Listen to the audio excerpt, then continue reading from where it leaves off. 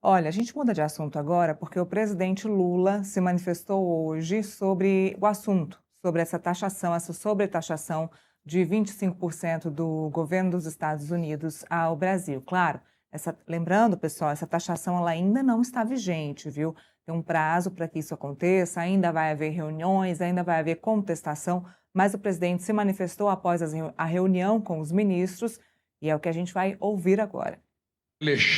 Alexandre Padilha, ministro da Saúde, que está fazendo a mais extraordinária revolução na área da saúde que o Brasil já conheceu, e o SUS, que está se transformando numa coisa extraordinária no atendimento das pessoas. O nosso querido Guilherme Boulos, ministro da Secretaria-Geral da Presidência da República, que tem colocado o governo na rua para conversar com a sociedade. A nossa deputada federais e deputados, a Diana Costa, Josué Nelto e Rubens Ottoni, o companheiro Elias de Paula Monteiro, reitor do Instituto Federal Goiano, a Sandra Mara Matias Chaves, reitora da Universidade Federal de Goiás, o Velomar Rios, prefeito de Catalão, e a sua senhora Neuza Rios, obrigado pela presença de vocês, o companheiro Arthur Quioro, presidente da Rede HU Brasil e ministro da Saúde entre 2014 e 2015, o companheiro Olavo Noleto, presidente da Associação Brasileira de Desenvolvimento Industrial, o Alex Tristão de Santana, diretor-geral do campus Catalão do Instituto Federal Goiano, a Ava Santiago, vereadora de Goiânia, professoras e professores, alunos e alunas. Na verdade, eu estou ganhando um tempo aqui para ver se passa um vídeo. Mas eu queria tocar um assunto importante com vocês. Vocês se lembram que em julho do ano passado, os Estados Unidos da América do Norte apresentou uma taxação sobre os produtos importados do Brasil de 50%. A alegação dos Estados Unidos naquele tempo era de que os Estados Unidos tinha déficit com o Brasil e que, portanto, ele estava aumentando imposto para fazer um equilíbrio na balança comercial. Ao invés de eu ficar nervoso, ao invés de ficar fazendo bravata, como eu não tenho navio para fazer as guerras que o Trump gosta de fazer, eu não tenho bomba atômica, eu não tenho, o poderio militar, a minha guerra é a guerra da verdade contra a mentira. É a guerra da narrativa. E eu, então, fiz questão de provar, escrevendo artigo nos jornais americanos, mandando carta ao governo americano, dizendo que eles estavam mentindo, porque os Estados Unidos não tinham déficit com o Brasil. O superávit americano com o Brasil, nos últimos 15 anos, ultrapassa 415 bilhões de dólares. Então, preste atenção, o superávit americano entre produtos e serviços, nos últimos 15 anos, foi de 415 bilhões de dólares. Então, quem tinha que aumentar a taxação éramos nós, não eles. Eu fiz questão de escrever artigo, de conversar com o presidente Trump, e foi muito engraçado, porque no dia que ele taxou, eu vou dizer o que fez os meninos do Bolsonaro. Os meninos do Bolsonaro, um deles, que é candidato a presidente, disse no dia 9 de julho, presta atenção, no dia 9 de julho de 2025, no dia que o Trump taxou o Brasil em 50%, olha o que ele tuitou. Obrigado, Trump. Faça o Brasil livre de novo. Queremos um magnífico, a lei que pune os brasileiros. A lei que não permite que ele sequestre o dinheiro dos brasileiros, que possa ter qualquer coisa nos Estados Unidos, inclusive o Alexandre de Moraes, que foi o ministro que condenou o Bolsonaro. Então, o filho dele, que hoje foi para a televisão dizer que não disse nada, eu vou repetir, no dia 9 de julho de 2025, no dia que o Trump nos puniu, ele disse, obrigado, Trump, faça o Brasil livre de novo. E o outro filho também agradeceu ao presidente Trump. Vamos ao rumo da lei Magnitsky, o Eduardo Bolsonaro criticando o Brasil e parabenizando o Trump pela taxação. Vocês viram que faz pouco tempo que eu fui aos Estados Unidos. Eu tive 3 horas de conversa com o presidente Trump. O tal do Marco Rubio, que é o chefe do Departamento dos Estados, que é o anti-América Latina, que é o inimigo mortal de Cuba, que é o inimigo mortal de vários países latino-americanos, e que eu já disse ao Trump que ele não gosta do Brasil. Ele não estava na reunião que eu fiz com o Trump. Eu fiz 3 horas de reunião com o Trump. E além de falar tudo o que eu queria falar para o Trump, eu entreguei 4 documentos para eles. Eu entreguei um documento sobre a questão do comércio, provando para ele que eles são superavitários, não são deficitários, provando para ele que os principais produtos americanos pagam 0 de imposto aqui no Brasil. Tudo isso dito para ele. O secretário do comércio dele começou a dizer que tinha taxação. Eu disse para o Trump: aqui, Trump, tem uma divergência entre o seu ministro do comércio e o meu ministro do comércio. Então, nós dois vamos dar 30 dias. 30 dias para eles provar quem é que está certo ou quem está errado. Se eu estiver errado, eu aceito. Se você estiver errado, você aceita. E demos 30 dias, tá? Até agora já conversaram 3 vezes e não houve acordo. E entreguei para ele um material sobre minerais críticos e terras raras. Aliás, eu quero agradecer o Instituto por ter um laboratório que está, estudando as nossas terras raras, fazendo a separação, que é muito importante. Só para vocês jovens entenderem, o Brasil é o 2º país do mundo em terras raras e minerais críticos. Acontece que o Brasil só tem 30% do seu território pesquisado. Nós não sabemos a totalidade do Brasil inteiro, que só temos 30%. Nós criamos um Conselho Federal ligado à Presidência da República. Nós vamos transformar os minerais críticos e a terra rara numa questão de soberania nacional, é uma questão de Estado, e nós vamos tomar conta dos nossos minerais. Então, hoje, a China é o país que mais tem terras raras e é o detentor da mais importante tecnologia de separação dessas terras. Porque, às vezes, você pega um caminhão de terra para encontrar um copo dos produtos químicos que você precisa. Então, eu fiquei muito feliz e quero parabenizar o Instituto, porque eu entrei no laboratório e vi um grupo de jovens separando as chamadas terras raras.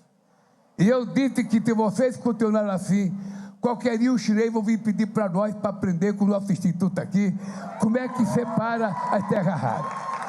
E é muito importante, porque a gente não vai permitir que leve as nossas terras raras e os nossos minerais críticos, como levaram o nosso ouro durante 150 anos. Ou seja, de 1600 e pouco a 1800, levaram tudo que é ouro que a gente tinha. A gente ficou lambendo o dedo. Depois do minério de ferro, a gente exporta minério de ferro, 1 milhão de toneladas a um preço muito barato e compra o produto industrializado a preço de ouro. A gente não quer mais isso. A gente agora quer ser dono do nosso nariz. Os minerais críticos são nossos, as terras raras são nossas, nós precisamos aprender a manuseá-los, a industrializá-los e a produzir valor agregado aqui dentro do Brasil. Isso eu entreguei para o Trump o documento. Entreguei para o Trump o documento dizendo para ele: se Vossa Excelência quer combater o crime organizado, nós estamos preparados.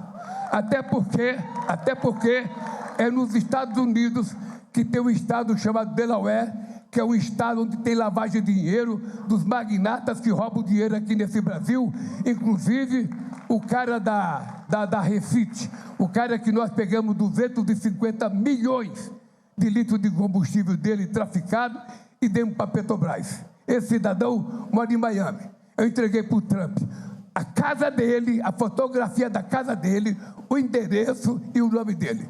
Quer combater o narcotráfico, quer combater o crime organizado, comece a me entregando os que estão lá nossos. Entregue para nós. Bom, entreguei para ele, porque a gente, quando conversa com o presidente, a gente tem que mostrar a cobra E não é matei a cobra e mostrei o pau, isso não significa nada. Mostrar a cobra e matar a cobra e mostrar o pau não significa que você matou a cobra. É matar a cobra e mostrar a bichinha morta. Agora, como eu sou ambientalista, não quero nem mostrar a cobra nem o pau. Eu quero é discutir com ele coisa séria. E entreguei para ele tudo que nós estamos fazendo. E disse para o Trump, se você quiser combater o crime organizado e o narcotráfico, esteja preparado, porque a nossa polícia está preparada para fazer a prisão de todo mundo. Inclusive esse cidadão que eu falei está na lista vermelha da Interpol, e se Deus quiser, a Interpol, que agora tem um brasileiro, secretário-geral da Interpol, vai prender esse cidadão. Então, só para vocês saberem, a conversa que eu tive com o Trump. Mas por que eu estou contando tudo isso? Porque depois do sucesso da minha visita ao Trump, do sucesso, o Trump até riu. Vocês viram que ele riu, porque ele disse que entre eu e ele tem uma química, sabe? Então, o bolsonarismo ficou muito puto da vida. O que aconteceu? Eles foram lá, a família foi lá essa semana, e foi conversar com o Marco Rubio, porque aquela fotografia que eles tiraram com o Trump, você viu, o Trump sentou e falou, fica em pé, ele fica de pé. Aquilo é fotografia de campanha, tá? Aquilo é fotografia de campanha. Então, mas eles foram encontrar com o Marco Rubio, e quando é ontem, eu soube da notícia que o comércio americano resolveu taxar o Brasil em 25%. Quando nós estávamos em negociação, quando eu tinha tido uma reunião com o presidente Trump. Bem, o que eu quero dizer com isso?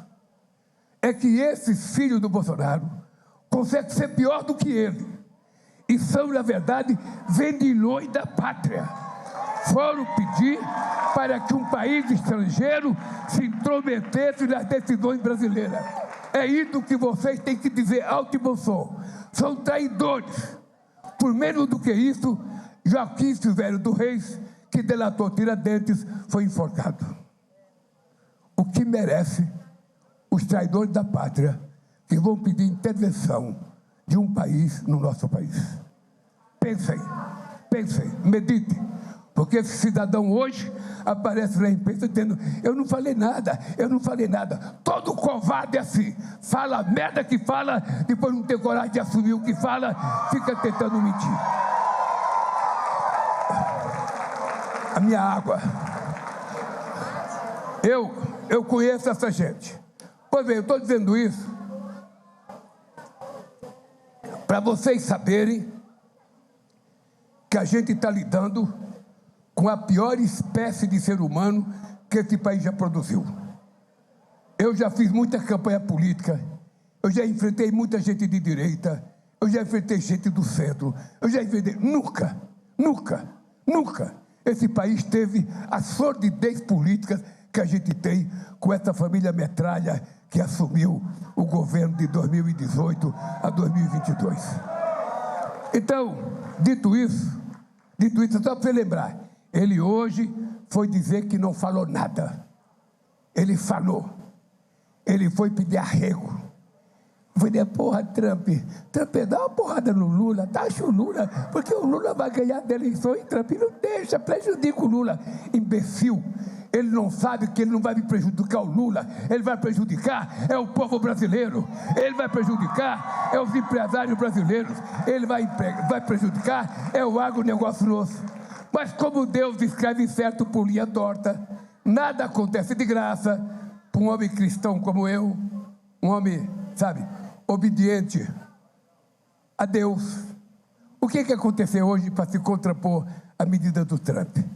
A China aceitou que o Brasil está nacionalmente livre da febre aftosa, que a nossa carne está livre para o mercado chinês. Então veja, eu tenho muita sorte, eu não vou ficar chorando. Se você não quer comprar de mim, pode ficar com as coisas, eu vou vender para outro. Se o outro não quiser comprar, eu vou vender para outro. A minha disputa é a disputa de narrativa e a disputa da verdade. Eu não permitirei, enquanto eu for vivo, que a mentira predomine sobre a verdade. E aí vocês que usam o celular 9 horas e 60 minutos por dia, precisam se autovigiar. Você tem que se autocontrolar, porque é através desse aparelhinho aqui, que todos vocês fizeram disso uma parte do corpo de vocês. Isso hoje faz parte do corpo de vocês. Vocês não vão no banheiro sem celular. Vocês não tomam banho sem celular. Vocês não dormem sem celular. Vocês não acordam sem celular. Vocês vão namorar com o celular. Ao invés de olhar na cara do namorado, fica no celular conversando com o outro. Eu conheço muita gente assim. Vai no restaurante, hoje é dia do namorado, meu bem. Vamos no restaurante, vamos. Chega no restaurante, ele pega o celular, ela pega o celular, ele fica falando com a China, ela com o Rio Grande do Sul, e termina o jantar, eles não conversaram entre si. Essa é a verdade. Nós estamos virando vítimas dos algoritmos. Os algoritmos estão controlando a gente. Não é a gente que está controlando ele. E agora apareceu as bets. Puta vida! Você não consegue mais ver televisão de tanta publicidade da bet. Você não vê mais Go, porque ao invés do Go, tem um cara falando das bet. Levando o pobre a se endividar mais, a fazer dívida, porque todo mundo quer ganhar dinheiro fácil. Tem um amigo meu, eu vou fazer uma pausa aqui. Tem um amigo meu, um diplomata, muito importante, que ele reunia o jovem diplomata. E falava assim para o jovem diplomata: o que você pensa no futuro? Ele falava: eu quero ganhar muito dinheiro, eu quero viajar, eu quero ter muitas coisas. Esse é o sonho de quase todo mundo. Ele falava assim: meu jovem, tem algumas formas de você ficar rico. Uma delas, para o homem, é você casar com uma mulher rica. Mas está muito difícil, porque os pais são muito zelosos. E a filha de um cara rico, ela não casa, ela faz contrato. Entrou com uma mão atrás, outra na frente, vai sair com uma mão atrás, outra na frente. Não tem hipótese mais de você enganar a mulher, ou a mulher enganar o homem. É tudo contrato hoje. Só pobre casa com um caminhão de bens, porque não tem nada para repartir. Não é uma ironia. Como é que o Lula casou com um caminhão de bens? Por quê? Porque não tem nada para repartir. Vamos repartir a nossa miséria. Pois bem, aí ele dizia o seguinte: tem outra forma de você ficar rico. É você ganhar na loteria. E todo mundo sonha. Eu não jogo.